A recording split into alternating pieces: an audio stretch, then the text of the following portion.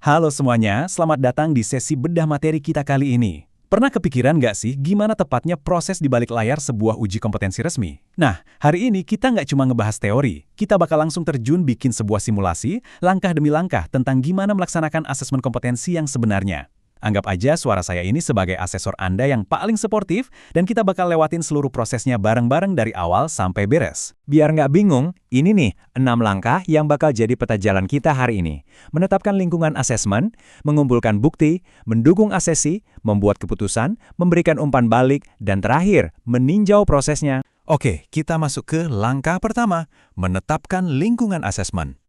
Ibarat mau nonton pertunjukan teater, panggungnya kan harus disiapin dulu sebelum aktornya naik kan? Nah, persiapan teknis ini krusial banget. Pertama, kita harus membedah rencana asesmennya, pakai formulir khusus kayak FRM, APACA, 01, dan 02. Plus, ngecek berkas permohonan asesi di APL 01 dan 02. Kedua, kita perlu buka acuan pembandingnya, seperti unit standar kompetensi, biar kita tahu persis kriteria apa sih yang mau diuji. Terus yang ketiga, rincian ini wajib banget kita bahas dan klarifikasi sama asesinya langsung. Intinya, kita harus ada di frekuensi yang sama sebelum melangkah lebih jauh. Lanjut ke langkah kedua, mengumpulkan bukti berkualitas. Tahap ngumpulin bukti ini tuh ibarat mesin utamanya dari seluruh proses asesmen. Nah, di lapangan ada dua konsep yang sering banget bikin ketukar nih. Di satu sisi, ada prinsip asesmen alias VRFF, valid, reliable, fleksibel, dan fair. Ini tuh payung besarnya tentang gimana sih kita melakukan penilaian itu sendiri. Di sisi lain, kita punya aturan bukti atau VATM, valid, otentik, terkini, dan memadai. Kalau yang ini adalah aturan main yang ketat buat bukti fisik atau portofolio yang kita kumpulkan. Keduanya ini harus banget jalan barengan, nggak boleh ada yang dikompromikan. Di tahap ini, asesor bakal kerja mirip detektif profesional yang lagi nyari petunjuk. Kita bakal mengelompokkan temuan jadi 3 tipe. Bukti langsung, kayak observasi kerja, bukti tidak langsung, kayak portofolio karya, dan bukti tambahan, misalnya dari wawancara atau tes lisan. Pengelompokan yang rapi kayak gini tuh bikin kita yakin nggak ada satupun celah yang terlewat. Kompetensi benar-benar dibuktikan dari segala arah. Sekarang, masuk ke langkah ketiga, mendukung asesi secara aktif. Nah, mari kita ubah mode sebentar dan masuk ke simulasi perannya langsung. Coba bayangin Anda lagi duduk berhadapan sama saya di ruang ujian. Saya bakal senyum dan bilang, "Selamat pagi, selama proses asesmen ini, saya akan membimbing Anda dalam mengumpulkan bukti guna pencapaian pengakuan kompetensi Anda. Tolong jangan ragu buat nanya kapan aja kalau butuh klarifikasi ya. Tarik napas panjang, saya di sini buat bantu Anda nunjukin kemampuan terbaik." Gimana? Asesi bahkan ngerasa lebih tenang kan? Oke, kita keluar dari karakter asesor sebentar. Bersikap suportif dan hangat kayak tadi itu bukan cuma soal sopan santun doang loh. Secara teknis, ini nuntut apa yang disebut contingency management skills, alias keahlian menangani situasi dadakan. Bayangin aja kalau tiba-tiba asesinya blank atau gugup parah, atau mesin ujinya ngadat. Nah, asesor harus sigap bikin penyesuaian yang masuk akal tanpa melanggar aturan bukti yang tadi udah kita bahas. Kita melangkah ke langkah keempat, membuat keputusan asesmen. Balik lagi ke mode asesor nih. Setelah semuanya beres, saya bakal bilang ke Anda.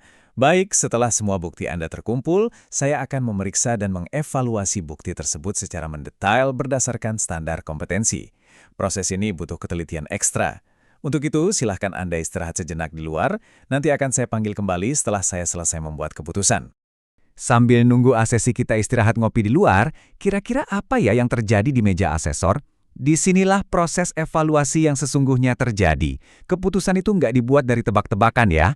Asesor menimbang semua bukti berdasarkan kebijakan sistem asesmen, prosedur yang ada, pertimbangan hukum dan etika, sampai ke norma standar prosedur kriterianya. Semuanya dihitung dengan sangat presisi. Masuk ke langkah kelima, memberikan umpan balik. Waktu istirahat kelar, dan Anda udah balik ke ruangan. Ini dia moment of truth-nya. Di tahap nyampein hasil ini, employability skill seorang asesor benar-benar diuji habis-habisan loh. Skill komunikasi itu mutlak dipakai, biar hasilnya tersampaikan dengan jelas dan gak ambigu. Terus manajemen diri juga super penting, buat ngejaga nada bicara kita tetap profesional dan suportif, apapun hasilnya. Baik itu kompeten maupun yang belum kompeten. Dan selalu ingat prinsip dasar ini, kalau nggak didokumentasikan berarti nggak pernah terjadi.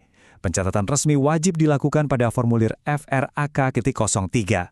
Aturannya simpel tapi tegas. Kasih umpan balik positif buat mereka yang dinyatakan kompeten, dan wajib hukumnya menyusun rencana tindak lanjut, kayak saran pelatihan ulang misalnya, buat mereka yang kebetulan belum kompeten. Dan akhirnya, langkah keenam, meninjau proses asesmen. Sebuah sistem yang hebat adalah sistem yang berani mengevaluasi dirinya sendiri.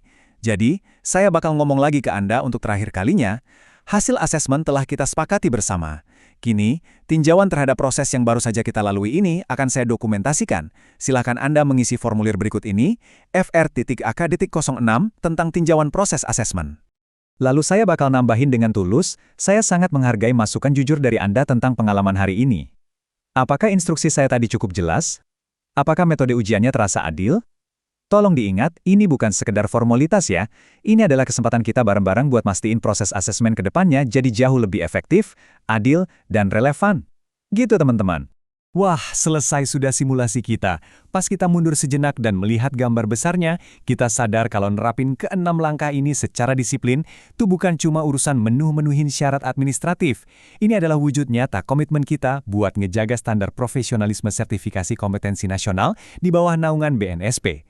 Intinya, ini soal menjaga muruah profesi asesor itu sendiri. Jadi, setelah kita bedah tuntas dan simulasikan panduannya secara langsung, pertanyaan terbesarnya buat Anda sekarang adalah, apakah Anda siap buat ngambil tanggung jawab ini, menjaga standar yang tinggi ini, dan mengeksekusi asesmen yang benar-benar adil di dunia nyata? Pahami langkahnya, pastikan buktinya valid, dan jadilah asesor yang memberdayakan. Terima kasih banyak udah gabung di sesi bedah materi ini, dan sampai jumpa di eksplorasi materi seru berikutnya.